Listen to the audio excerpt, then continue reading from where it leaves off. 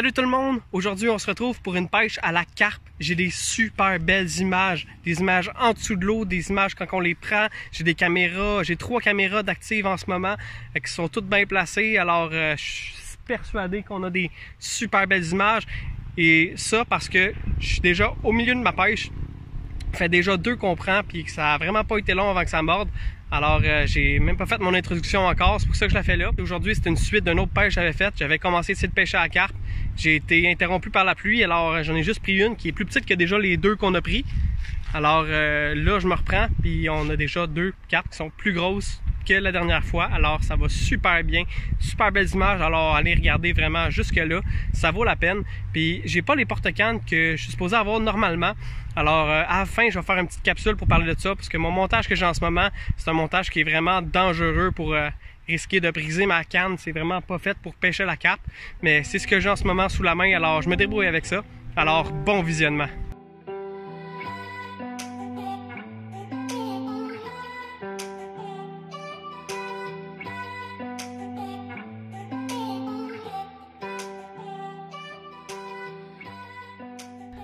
Personnellement, je suis pas un expert de carpe, mais dernièrement, j'ai été capable d'acquérir assez de connaissances pour quand même bien m'en sortir et avoir des belles grosses prises comme vous avez vu dans les dernières photos.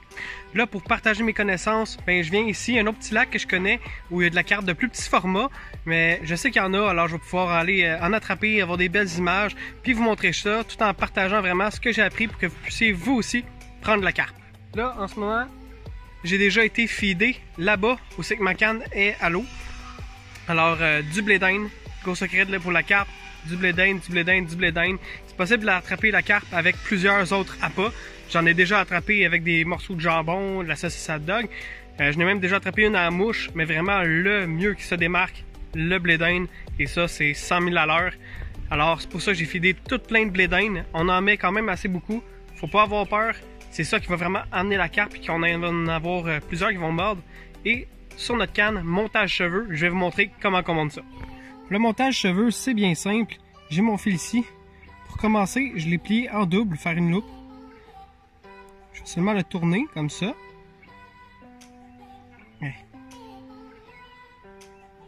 Et voilà, ça fait mon rond avec la loupe. Puis là, on fait qu'on repasse la loupe dans le rond. Et voilà. Ça ressemble vraiment beaucoup à simplement à un nœud de soulier. On essaie de faire la loupe vraiment le plus petit possible. Alors, en tirant comme ça, ça rapetisse la loupe. Là, elle est vraiment pas grosse la loupe. C'est parfait, c'est ça qu'on veut. Là, je vais couper l'excédent. J'ai ma loupe ici. Tu peux voir.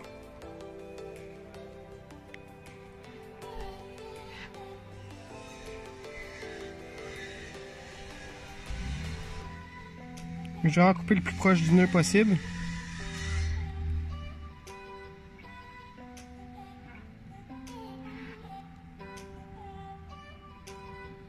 Et voilà.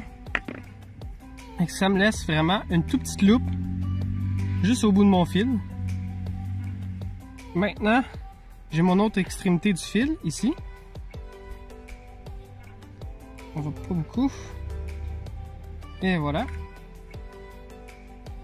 J'ai mon hameçon. On va rentrer dans le fil de l'hameçon, mais vraiment par en dessous, en suivant la hampe de l'hameçon.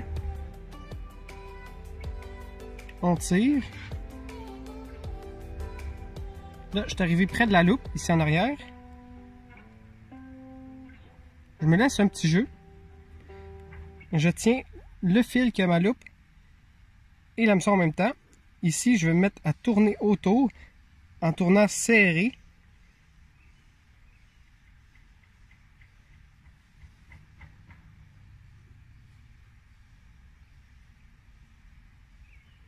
Faire de 7 à 8 tours.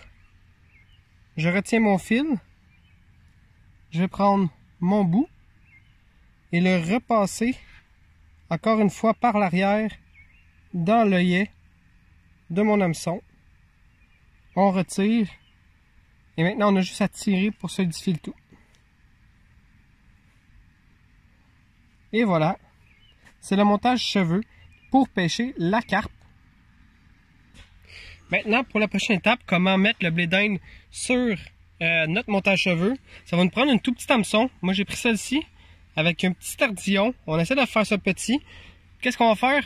On va vous prendre aussi 3 morceaux de blé d'Inde qui sont le plus complet possible et le plus ferme aussi. On va piquer au travers et on va reprendre notre montage cheveux. On a la loupe du début qui est au bout. On va tout simplement passer l'hameçon dedans, accrocher sur l'ardillon. On le tient serré le plus en ligne possible avec l'hameçon.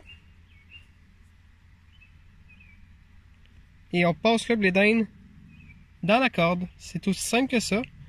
Mon premier blé d'Inde est dans mon montage cheveux. Je vais faire de même avec les 2 prochains aussi.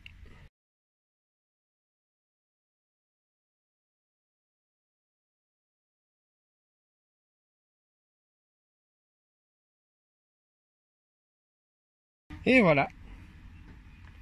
C'est comme ça qu'on fait pour mettre notre blé d'Inde sur notre montage cheveux. Là, ce qui se passe, c'est que la carpe va vraiment aspirer le blé d'Inde. L'hameçon aussi va rentrer dans sa bouche, plus sur le bord. Puis quand elle va le recracher, c'est là que l'hameçon va venir se piquer dans sa lèvre, exactement comme ça. Alors, ça va vraiment augmenter le succès de ferrage des carpes avec un montage régulier ou avec seulement le blé d'Inde sur l'hameçon. Ça devient vraiment beaucoup plus difficile. Alors, petit montage cheveux, un indispensable pour la pêche à la carpe. Une bonne idée pour ranger son montage cheveux, un rig wrap. C'est un petit case qui s'ouvre comme ça. Ici, on peut glisser notre loupe dans une des petites coches. Et voilà. On a juste à rouler notre montage autour. Et voilà. Et ensuite, on peut juste re-rentrer dedans à la fin. Et voilà, on ferme ça. Un petit case compact. Puis on est sûr de pas que notre montage s'abîme. Puis on peut le transporter facilement. Il ne va pas se mêler nulle part. Alors, une bonne petite idée pour nos montages cheveux. Là, je vais apporter dans une des zones les moins profondes du lac où je sais par exemple qu'on en a, on les voit souvent, mais aujourd'hui ils sont pas là. Puis j'avais choisi cette place-là surtout parce que je pouvais mettre ma caméra en dessous de l'eau pour essayer d'avoir des images sous-marines de la carpe. Mais ça fait un bout qu'on est là, puis ça mord pas. Alors, puis j'en ai pas vu non plus. Alors là, je vais bouger de l'autre côté du petit lac. Alors, on va essayer d'aller se rendre juste là de l'autre bord. C'est ça, à peu près. En tout cas, on va se rendre là. Puis j'ai mis une lunettes polarisée, puis ça va m'aider encore plus de mieux les voir. On va espagner la carpe, c'est là-bas ça se passe, c'est là-bas qu'on va.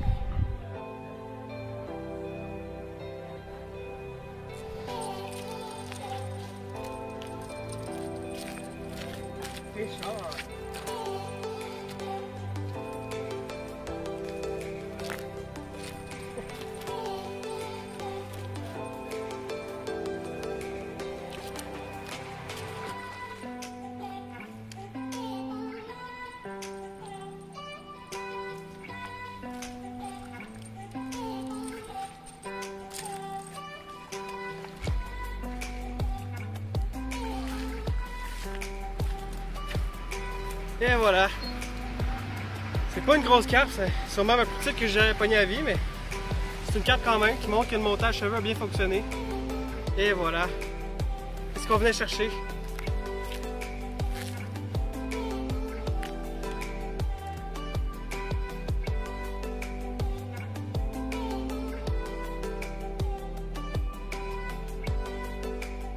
On va se faire décrocher, puis on va se dépêcher à le remettre à l'eau pour qu'il retourne en santé.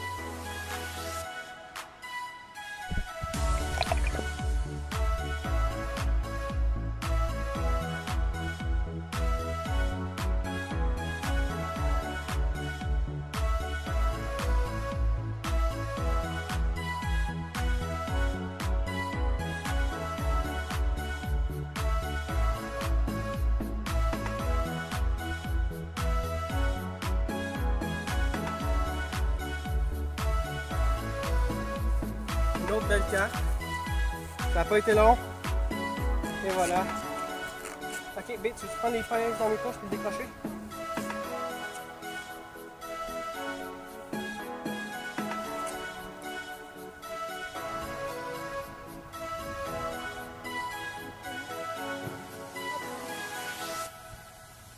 Ouais, comme ça.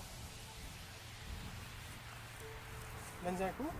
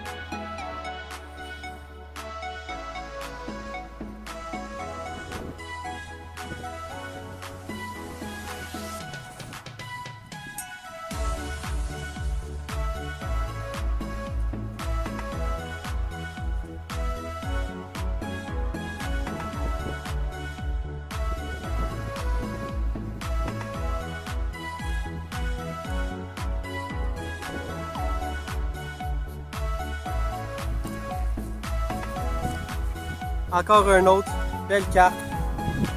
Yes sir, on va se dépêcher à remettre à l'eau.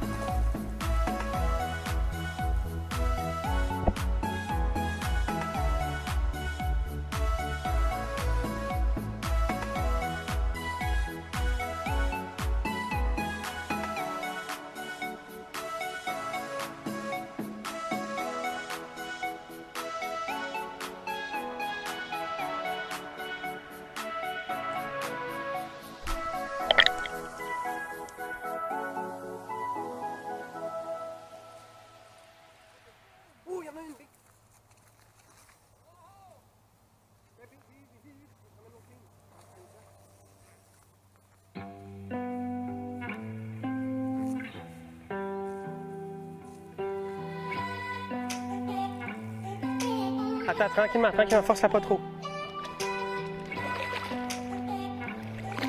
Aïe, elle est plus grosse, hein?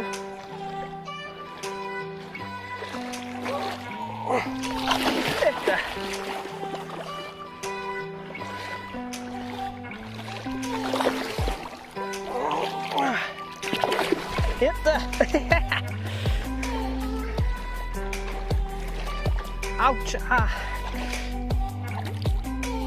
Oh. Tu veux aller chercher mes pinces? Yes, sir. Elle est vraiment maganée, par exemple, c'est ta carte. Ta carte à ma blonde.